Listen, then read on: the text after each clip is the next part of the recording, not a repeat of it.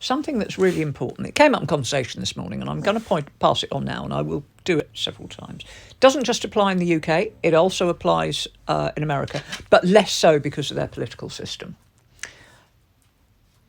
We know that there will be a general election, and all the big parties are coming up with their manifestos, and they're telling us what they plan to do, how they plan to pay for it, and all the rest of it.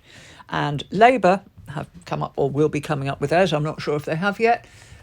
Ignore whether you agree with what they say or not, but because there is a good chance that they are going to form a government, those policies have to be realistic and doable, and they have to cost them, because otherwise what's the point? If you are a smaller party, a protest party, somebody like UKIP or Reform, or even the Women's Equality Party, who I happen to agree with. But here's the point. There is a real luxury for a political party in knowing that they will never need to form a government, because their manifesto can include all sorts of promises, but they don't have to prove that they are realistic or doable.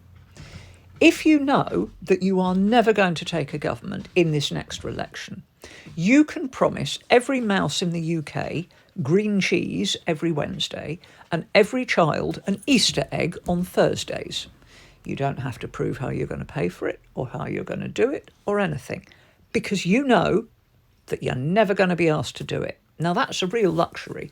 So they might make a stand as to their values and try and take a vote or two away from the other political parties.